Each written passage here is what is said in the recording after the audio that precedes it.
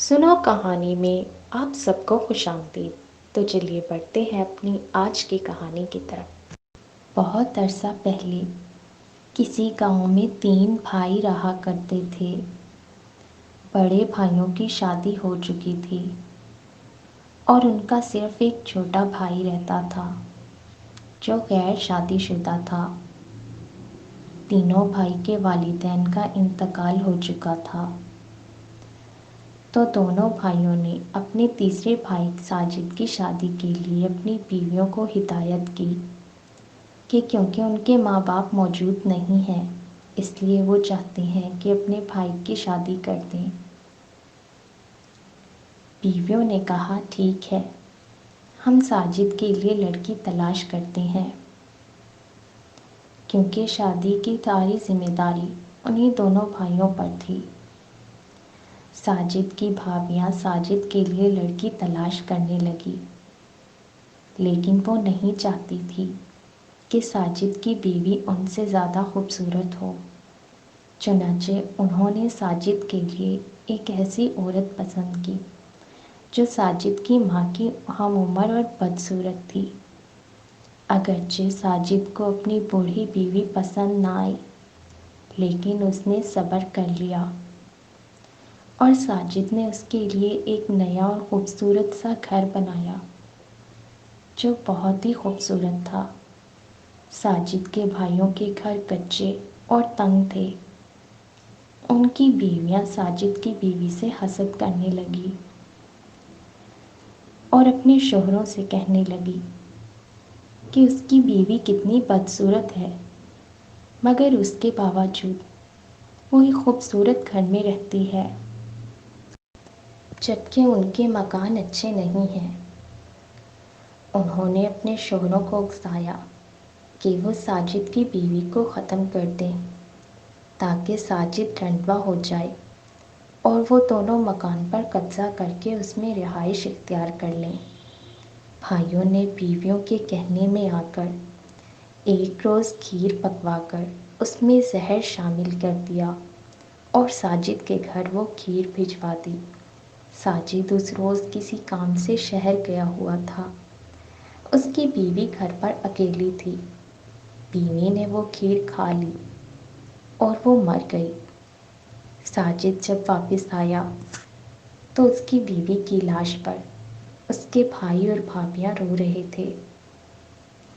انہوں نے ساجد کو بتایا کہ اس کی بیوی کو کسی سانپ نے ڈس لیا ہے، جس کی وجہ سے وہ ہلاک ہو گئی۔ ساجد بہت پریشان ہوا۔ ابھی اس کی شادی ہوئے 1 ماہ بھی نہیں گزرا تھا کہ اس کی بیوی مر گئی۔ اس کے پاس اتنا پیسہ نہیں تھا کہ نئی شادی کر سکتا۔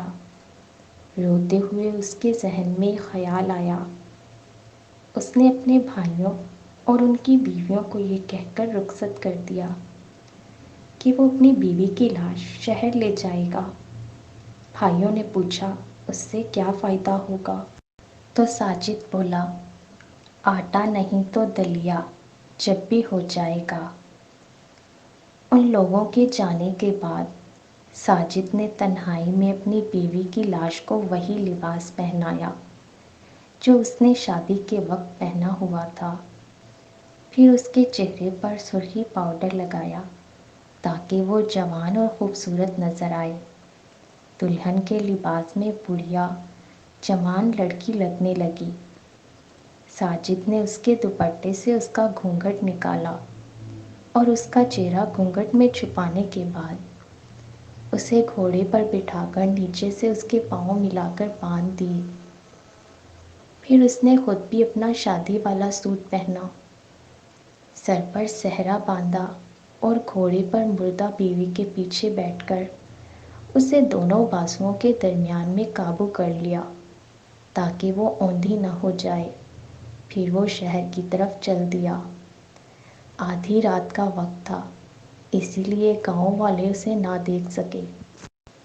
وہ صبح کے وقت شہر میں داخل ہوا اور شاہی محل کے پاس پہنچا۔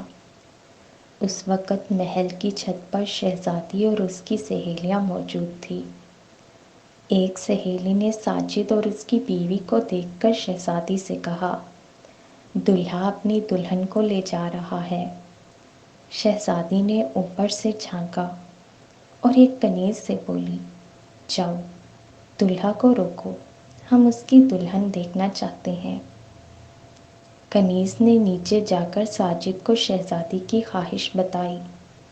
اتنے میں شہزادی اور اس کی سہیلیاں بھی وہاں پر پہنچ گئی۔ دلہن والے، ہمیں اپنی دلہن کا منہ دکھاؤ، ہم تمہیں منہ دکھائی دیں گے۔ شہزادی نے ساجد سے کہا۔ ساجد بولا، شہزادی حضور، آپ سب کنواری لڑکیاں ہیں، آپ میں سے کسی کی میری دلہن کو نظر لگ گئی اور وہ نظر بد سے مر گئی تو میں رنڈوا ہو جاؤں گا، پھر رنڈوے سے کون شادی کرے گا؟ کوئی رنڈوے کو رشتہ بھی نہیں دے گا۔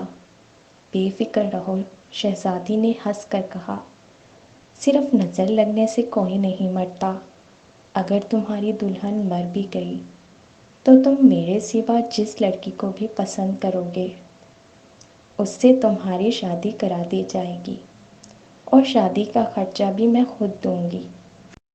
اچھا، اب تم اپنی دلہن کا منہ بھی تو دکھاؤ، شہزادی نے ہنس کر کہا۔ تب ساجد نے اپنی مردہ بیوی کے چہرے سے گھونگھٹ ہٹا دیا۔ وہ سب لڑکیاں دلہن کا چہرہ دیکھنے لگی اور ساجد نے ان کی نظر سے بچا کر دلہن کے بندھے ہوئے پاؤں کھول دیے۔ دلہن زمین پر آ گری۔ ساجد رونے لگا اور چیخنے اور چلانے لگا، ہائے میں لٹ گیا، میری بیوی مر گئی، شہزادی حضور کی نظر بد سے میری دلہن مر گئی۔ اسی وقت بادشاہ دربار جانے کے لیے محل سے نکلا تھا۔ وہ شور سن کر قریب آیا تو ساجد نے فریاد کی، بادشاہ سلامت، آپ کی بیٹی کی نظر بد سے میری بیوی مر گئی۔ بادشاہ نے گھبرا کر کہا، آہستہ بولو کمبخت، شہزادی کی عن قریب شادی ہونے والی ہے، کسی نے سنا تو میری بڑی بدنامی ہوگی اور شہزادی کے سسرال والے شہزادی کو منحوس سمجھ کر شادی سے انکار کر دیں گے، ہم تمہاری شادی کرا دیتے ہیں۔ ساجد نے اپنی پسند کی لڑکی طرف اشارہ کرتے ہوئے کہا، شہزادی حضور نے وعدہ کیا تھا کہ وہ ان لڑکی سے میری شادی کرا دیں گی جس کو میں پسند کروں گا۔ جس کی طرف ساجد نے اشارہ کیا تھا وہ لڑکی بادشاہ کے ایک وزیر کی بیٹی تھی۔ بادشاہ نے وزیر کو راضی کر لیا اور اس کی بیٹی سے ساجد کی شادی کروا دی۔ شادی کے بعد ساجد اپنی نئی دلہن کے ساتھ گاؤں میں پہنچا۔ 10 اونٹوں پر دلہن کے جہیز کا قیمتی سامان لدا ہوا تھا اور بادشاہ نے 1,00,000 روپے ساجد کو سلامی میں بھی دیے۔ ساجد کے بھائی بہت حیران ہوئے۔ وہ ساجد کو شادی کی مبارکباد دینے آئے تو انہوں نے ساجد سے کہا، تم تو اپنی بوڑھی بیوی کی لاش لے کر شہر گئے تھے، پھر نئی دلہن کہاں سے لے آئے؟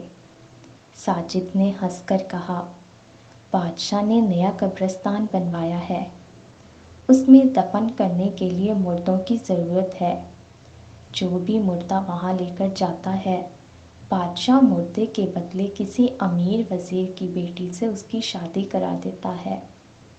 اس کی بات سن کر بھائیوں نے آپس میں مشورہ کیا کہ ان کی بیویاں اب بوڑھی ہو چکی ہیں، کیوں نہ انہیں ہلاک کر کے ان کی لاشیں شہر لے جائیں اور انہیں بیچ کر نئی بیویاں اور قیمتی جہیز لے آئیں۔ چنانچہ انہوں نے ایسا ہی کیا۔ انہوں نے بیویوں کے گلے دبا کر انہیں مار ڈالا اور ان کی لاشیں گھوڑوں پر لاد کر شہر لے گئے۔ وہاں انہوں نے آوازیں لگائی، مردے لے لو، مردے لے لو۔ ان کی بات سن کر سپاہیوں نے انہیں پکڑ کر خوب مارا پیٹا اور کہا، مردوں کو شہر سے باہر کہیں دفناؤ ورنہ قید کی سزا سنا دی جائے گی۔ ساجد کے بھائی سمجھ گئے کہ ساجد نے ان سے اپنی بیوی کا انتقام لیا ہے۔ وہ بیویوں کی لاشیں قبرستان میں دفنا کر روتے دھوتے واپس اپنے گاؤں چل دیے۔ ہمارے چینل کو سبسکرائب کریں اور کمنٹ سیکشن میں اپنی رائے سے ضرور آگاہ کیجیے۔ شکریہ۔